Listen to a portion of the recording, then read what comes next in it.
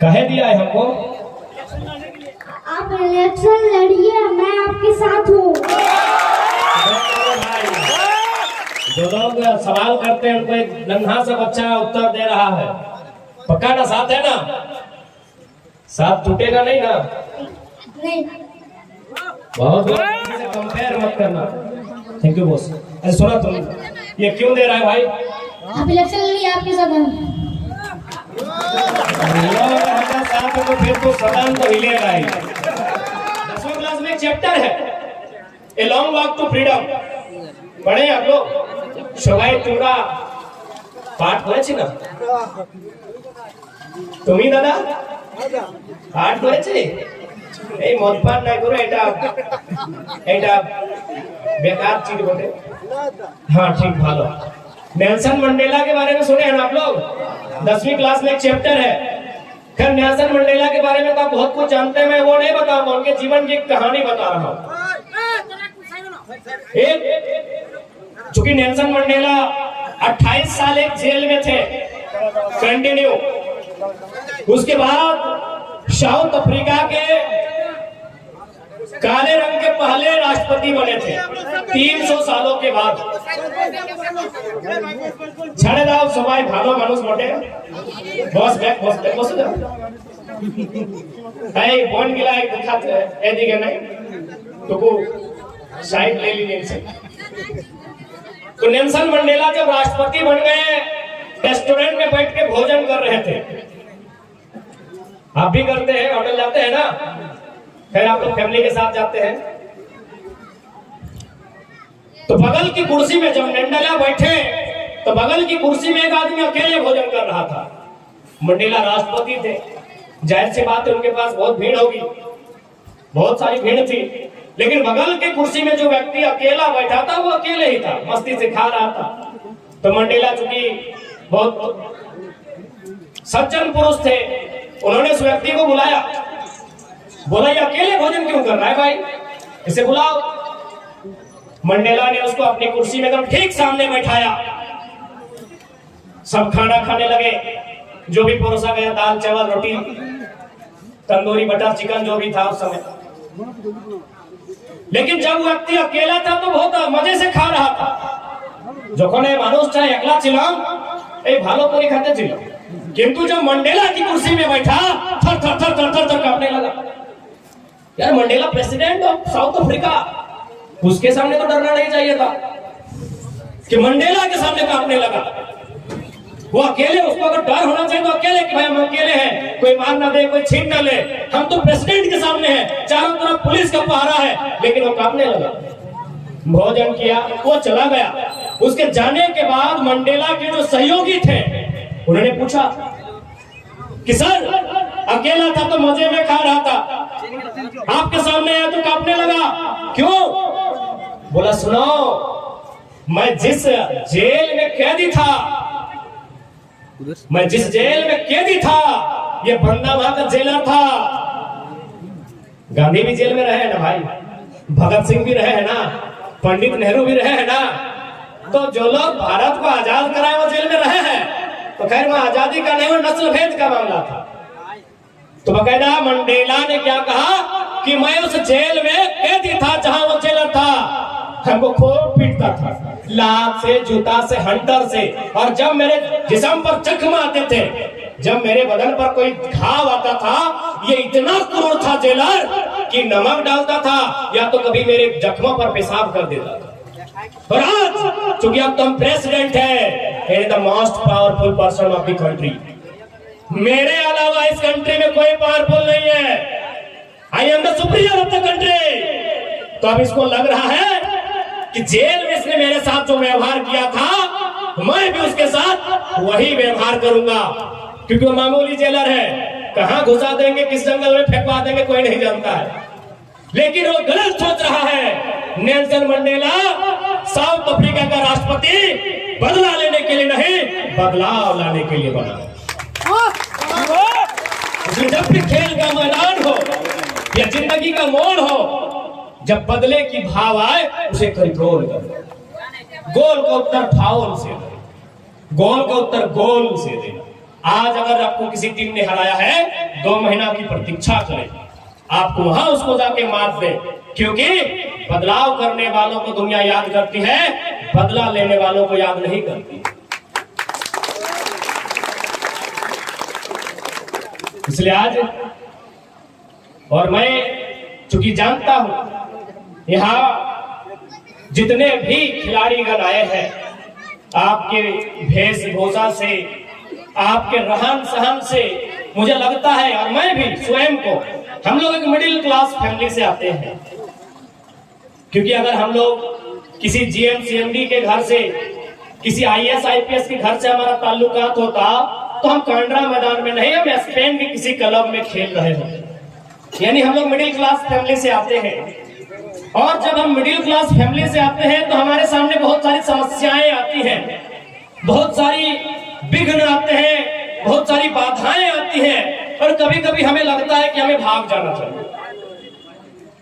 कभी कभी पैसों की तंगी, माता की बीमारी, पिता की नौकरी ना होना, भाई का सपोर्ट नहीं करना, बहुत सारी समस्याएं हमारे जीवन में आती हैं। तब हमें लगता है कि हमें इस मूवमेंट से, हमारा जो काम है उससे भाग जाना चाहिए। मैं एक लाइन कहूंगा,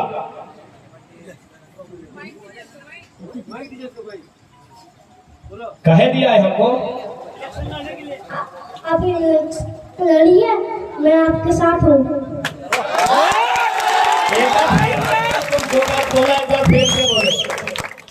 आप इलेक्शन लड़िए, मैं आपके साथ हूँ।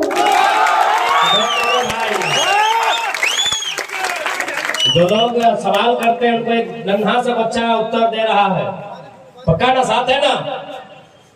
साथ टूटेगा नहीं ना? नहीं। बहुत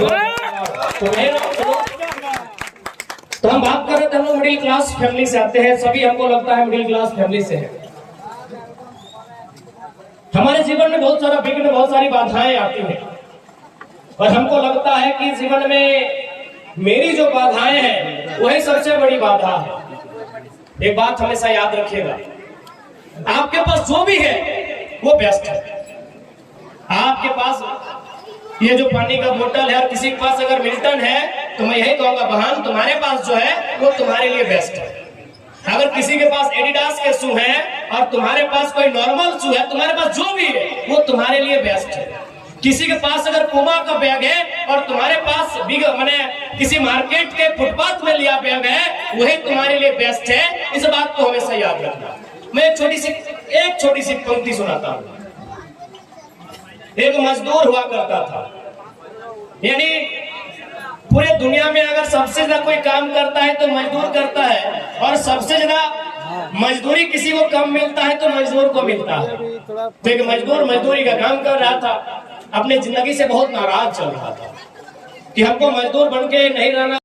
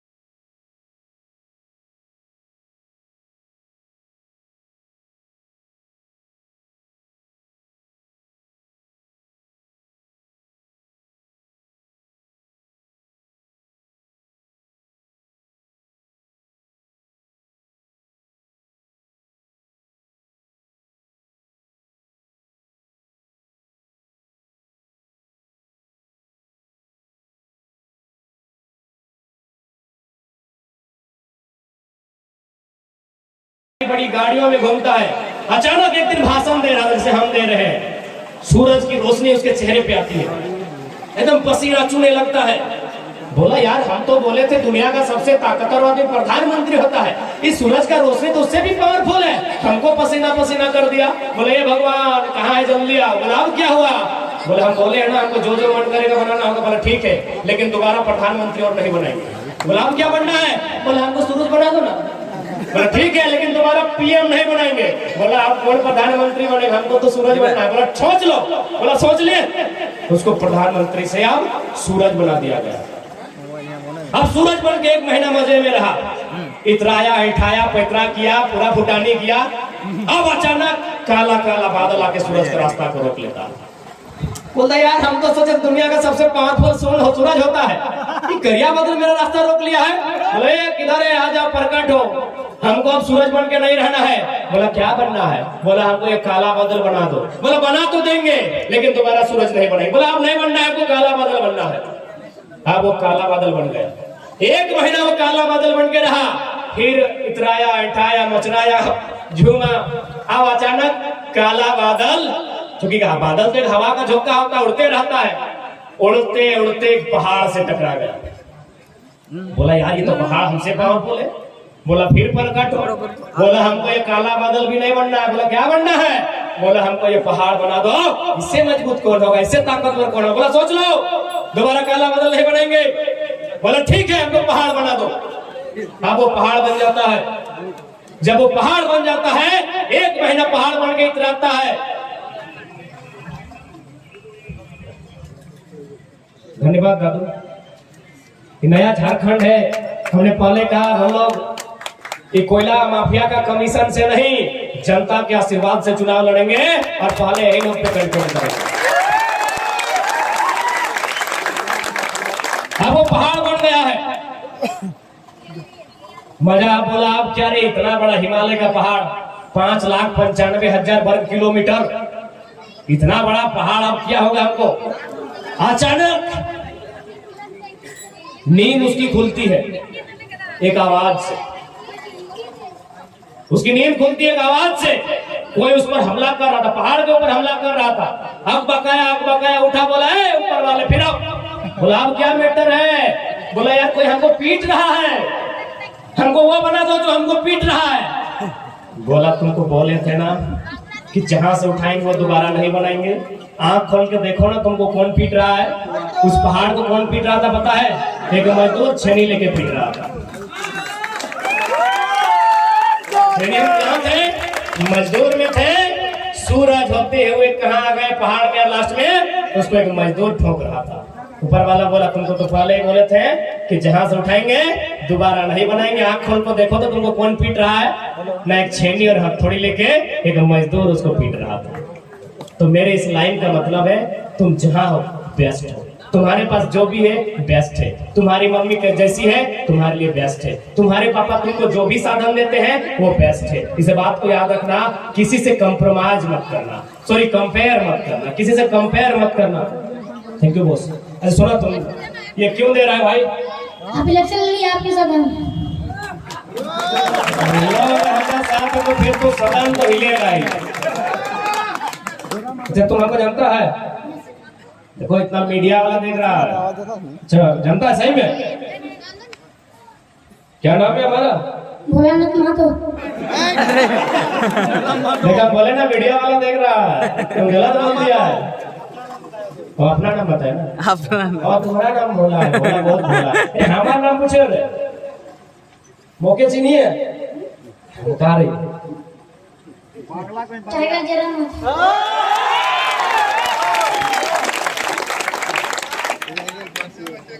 ठीक है भोला दा, आपका सहयोग के लिए बहुत बहुत धन्यवाद। क्या बोल रहे थे। आप यहीं रहिए। सही आ रहा है। हाँ उधर से फर्स्ट क्लास एक नंबर हम गड़िया। तो मेरे इस लाइन में कहने का मतलब यही था कि हमारे पास जो भी है उसी के साथ हमें आगे बढ़ना है।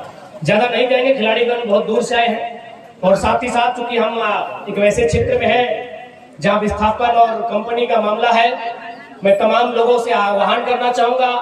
आज पूरे राज्य में जिस प्रकार का आंदोलन हो रहा है, आने वाली पीढ़ी के हक अधिकार के लिए क्योंकि मैं बार बार कहता हूँ, अगर आज हम अपनी आवाज को बुलंद नहीं करते हैं, आज अपनी हक की लड़ाई को नहीं लड़ते हैं, तो आने वाले 20-25 वर्षों में हमारा झारखंड एक खंडहर बन जाएगा और हमारी आने वाली पीढ़ी के पास जमीन पर अपने पांव को रखने का जगह नहीं मिलेगा। इस बात को याद रखिएगा। इसीलिए आज हमें जागरूक होना होगा। आज हमें अपने अधिकार की लड़ाई लड़नी होगी, चाहे वो लड़ाई FCI से हो, ACC से हो, या टेस्ला प्रोजेक्ट से हो, या सामने बगल में बैठे हुक्मरान जो सरकारी अफसर हैं, सरकारी दामाद हैं, जिनसे भी हो, ये लड़ाई हमें लड़नी होगी। तैयार है ना? डर नहीं ना लगता है? और काहे के डर रे भाई? झारखंडी डर काहे? डर नहीं हो, झारखंडी ही हो। यहाँ बचने के लिए कोई नहीं आया है।